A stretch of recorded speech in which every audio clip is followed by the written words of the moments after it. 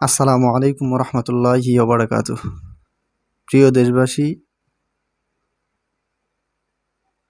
সবাইকে আমার আন্তরিক সালাম এবং মোবারকবাদ।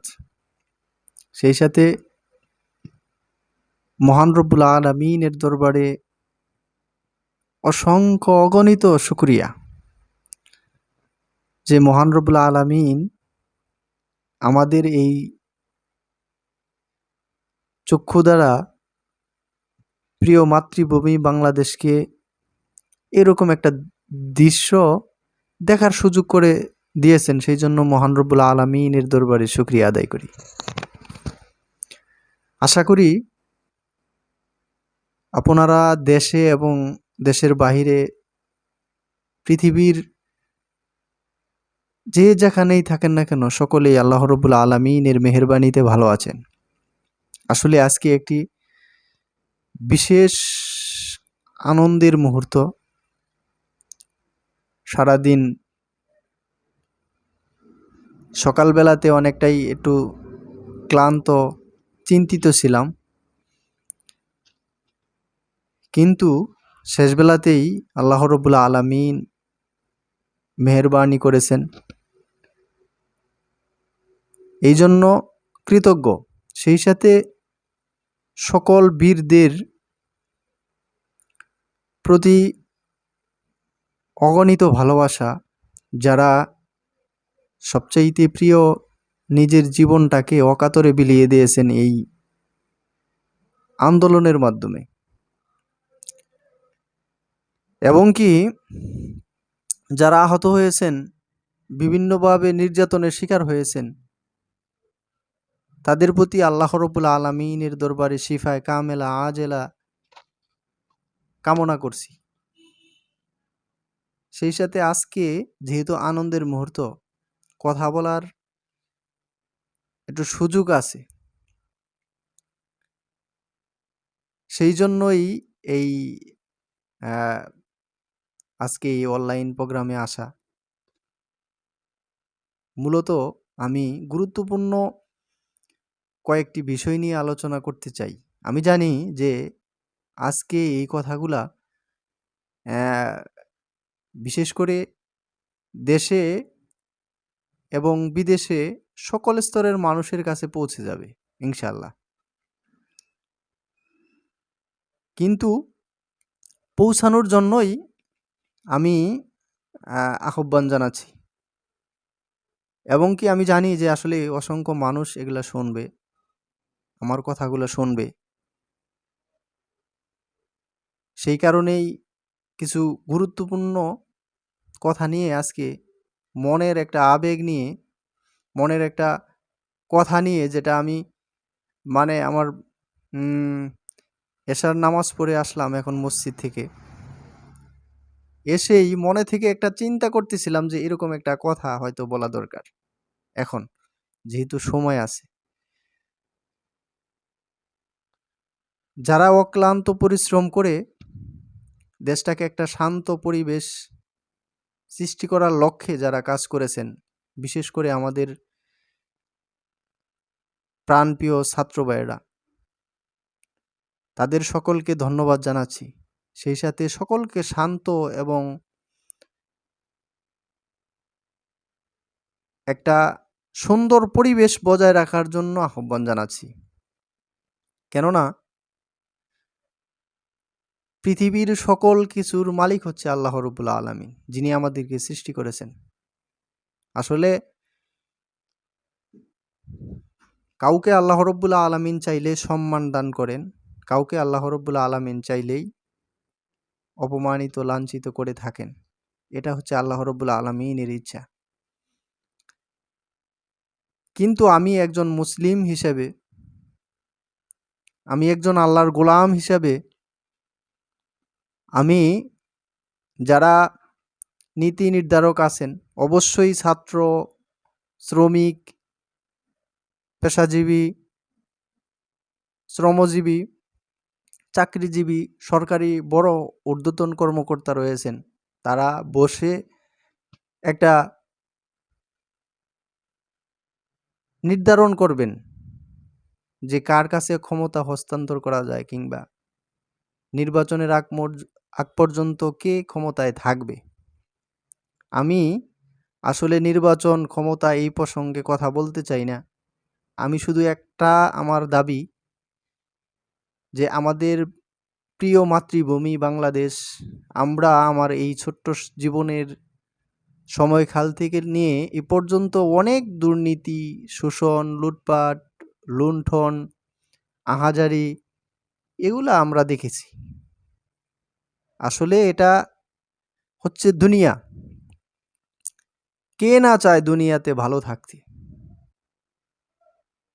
তবে সমস্ত কিছু দুর্নীতি, লুণ্ঠন, পাচারকারী এগুলা হওয়ার একমাত্র কারণ হচ্ছে আল্লাহ রব্বুল আলামিনের এই জমিনে আল্লাহ রব্বুল আলামিনের দেয়া সংবিধান চালু নাই। আপনারা করেন, কোনো সমস্যা নাই, কিন্তু আমাদের দায়বদ্ধতা থেকে, আমাদের জায়গা থেকে, আমাদের মনের কথাগুলো আজকে আমি বলার জন্যই এই অনলাইন প্রোগ্রামে কথা বলা শুরু করেছি। কারণ হচ্ছে, আমি জানি যারা নীতি নির্ধারক আছেন তারা হয়তো আমার এই কথাগুলো শুনবেন, কিন্তু আমি চাচ্ছি যে যেহেতু সময় এসেছে, যেহেতু বিরাট বড় একটা সুযোগ, এই সুযোগ কাজে লাগিয়ে এই সোনার বাংলাকে যদি দুর্নীতি, ঘুষ, লুণ্ঠন, পাচারকারী সমস্ত কিছু যদি, লুটপাট সমস্ত কিছু যদি আপনি একদম দূর করতে চান, তাহলে একটা পয়েন্টই আছে, যাই করেন না কেন একটা পয়েন্ট, সেটা হচ্ছে এই দেশে কোরআনের শাসন চালু করে দেন। ক্ষমতা যেই থাক, যেই ক্ষমতা নেই, কোনো আফসোস নেই, কিন্তু আমাদের মনের দাবি, আমাদের প্রাণের দাবি হচ্ছে এই দেশে কোরআনের শাসন চালু করেন। তাহলেই দেখবেন আমাদের এই সোনার বাংলাদেশ একদিন আসলেই সোনার বাংলাদেশে পরিণত হয়ে যাবে ইনশাআল্লাহ। এটা যারা নীতি নির্ধারক আছেন, যারা বসবেন, যারা কথা বলবেন, যারা এই কাজগুলো করে থাকবেন, তাদের কাছে, বিশেষ করে তাদের কাছে আমার একটা এই আকুল আবেদন এবং অনুরোধ রইল।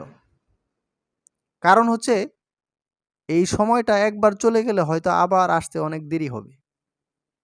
এখন সুযোগ আছে, কোরআনের শাসন চালু করেন, আমাদের দেশে কোনো বৈষম্য থাকবে না, ছাত্রদেরা বঞ্চিত হবে না, মা বোনেরা বঞ্চিত হবে না, কৃষক, শ্রমিক, শিক্ষক, পেশাজীবী, চাকরিজীবী কেউ বঞ্চিত হবে না। সেখানে ওই যে বলা আছে, আমরা পড়ে থাকি যে ইসলাম ইজ কোড অফ লাইফ। ইসলাম হচ্ছে একটি পূর্ণাঙ্গ জীবন ব্যবস্থা, সেইখানে কোনো গ্যাপ নেই, কোনো ঘাটতি নেই। এটা করলে আমার মনে হয় আমাদের বাংলাদেশের সকল মুসলমানের প্রাণের দাবি হবে, আমার সাথে একমত হবেন সকল মুসলিম ভাই বোনগণ, এবং কি যারা আমাদের দেশে যারা অন্য ধর্মাবলম্বী আছেন তারাও বঞ্চিত হবে না। কারণ হচ্ছে কোরআনের শাসনটা এমন শাসন, যে শাসন অন্যায়, অত্যাচার, জুলুম, নির্যাতন, সমস্ত পাপাচার থেকে সমস্ত মানুষকে হেফাজত করবে ইনশাল্লাহ। আমি আমার এই অনেক অনেক বড় আশা নিয়ে এই কথাগুলো বলতেছি। আসলে জানি যে অনেকেরই হয়তো এই কথাগুলো শুনলে ভালো লাগবে না। আমি তার সাথে কোনো দ্বন্দ্ব নেই। আমরা আমাদের মনের অনেকগুলো কথা আছে, সেগুলো আমি বলতে চাই না। শুধু বলতে চাই, সবচাইতে মনের একটা দাবি হচ্ছে এটা আমার। আমি যে কথাগুলো আজকে বলতেছি, আজকে আনন্দের দিন, খুশির দিন। আসলে আমার মনে হয় আমরা যত খুশি না হয়েছি, তার থেকে যারা দুনিয়া থেকে বিদায় নিয়েছেন এই আন্দোলনে, তারা যদি বেঁচে থাকতো আজকে, তারা যদি আমাদের সাথে শামিল হতে পারত, তারা অনেক খুশি হতো। এবং কি যারা ইতিপূর্বে জুলুম নির্যাতনের শিকার হয়ে এই পৃথিবী থেকে চলে গেছেন, আসলে তাদের জীবনের বিনিময়ে আজকের এই সফলতা, এটা আমাদেরকে অবশ্যই স্বীকার করতে হবে। আমি সকল স্তরের বাংলাদেশের প্রাণপ্রিয় মুসলমান এবং যারা বিদেশে বাহিরে কর্মরত আছেন তাদের সকলের সুস্বাস্থ্য এবং দীর্ঘায়ু কামনা করি। বিশেষ করে আসলে আমাদের প্রাণপ্রিয় বাংলাদেশকে অনেক ভালোবাসি, জন্মভূমি মাতৃভূমি অনেক ভালোবাসি। সেই জন্য আমরাও চাই আমাদেরকেও কিন্তু একদিন পৃথিবী থেকে চলে যেতে হবে। তবে আমাদের আল্লাহ রব্বুল আলামিনের গোলাম হিসেবে আমাদেরকে কিন্তু আল্লাহ রব্বুল আলামিনের কাছে দায়বদ্ধ। আমাদেরকে হিসাব দিতে হবে। আমরা আমাদের দায়বদ্ধ থেকে আল্লাহ রব্বুল আলামিনের কাছে যেন আমরা বলতে পারি যে আল্লাহ রব্বুল আলামিন, আমরা চেষ্টা করেছি, হয়তো আমার কথার মাধ্যমে, বলার মাধ্যমে। সেই জায়গা থেকে আমার এই কথাগুলো বলা। বিশেষ করে আমি সকল বাংলাদেশের আপাম জনতার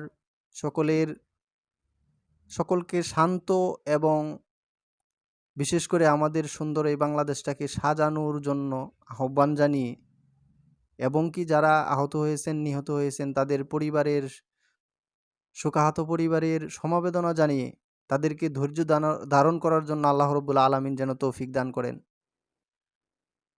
সেই সাথে আমরা যারা জীবিত আছি, আমাদের বাবা মা, আত্মীয় স্বজন, ছেলে সন্তান যারা আছে, সকলকে যেন আল্লাহ রব্বুল আলামিন নেক হায়াত দারাজ করেন।